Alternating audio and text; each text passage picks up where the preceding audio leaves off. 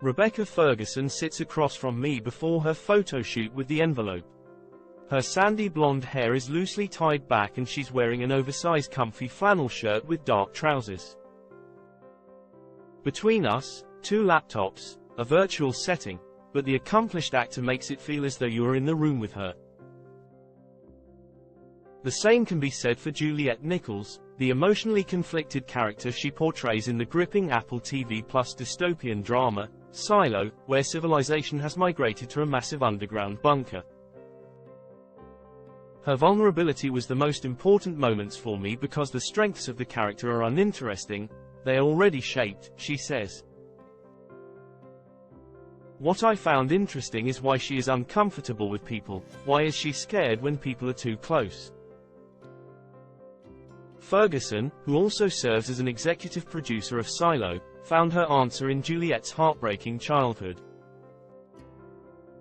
At 13, she loses her mother and younger brother before running away from her father, Ian Glenn, to the down deep of the bunker to apprentice in the mechanical department.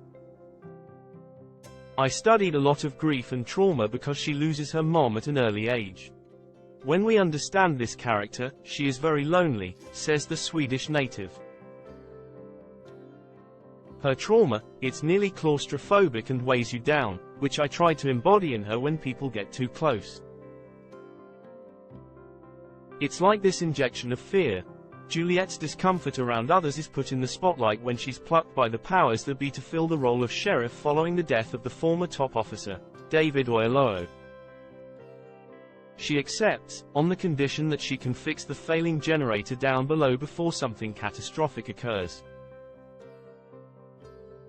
The sequence that unfolds in the third episode, directed by Morten Tildum, is a masterclass in edge-of-your-seat drama that culminates in a character-defining moment, one that sees Juliet standing alone in thought after the successful repair. There is so much layered in that moment. All these juxtapositions of I need to fix this, but if I fix this, it means I will also have to leave my people, and if I hadn't fixed it everyone could have died. And all the trauma she's gone through, it's all compartmentalized into a moment of now what? Sheriff Juliet steps in wanting to find the truth behind the death of her boyfriend, George Wilkins, an unsanctioned anthropologist of ancient artifacts, such as a Pez dispenser. The contrast was so important to find, Ferguson says of the series, showing them in happy times and flashbacks. For me, it was important to find the quirks and the fear. She is worried about him going on his extravagant journeys because she's afraid to lose him. There's this child in her, a vulnerability. Her hair is different, her clothes are different, there's a softness. The dynamics are so real, we practiced them a lot. Those scenes are the moments that defibrillate another feeling, where you can slow your heart rate and you can fall in love with two people. As Juliet investigates George's death, labeled a suicide though she suspects otherwise, she begins to uncover bigger mysteries within the silo and its leadership. What I love about this show is that the audience is figuring it out with the character, Ferguson says. There are secrets and astronomical complexities in this world, but you're getting to unravel them one-on-one with a character who is trying to solve one murder that leads into bigger questions and bigger lies. That's what's so exciting. When the pressure of the new uniform begins to mount, Juliet contemplates returning home to the depths of mechanical. But longtime friend Walker, Harriet Walter, persuades her otherwise, saying, "Love had you doing the right thing and now anger is making you give up."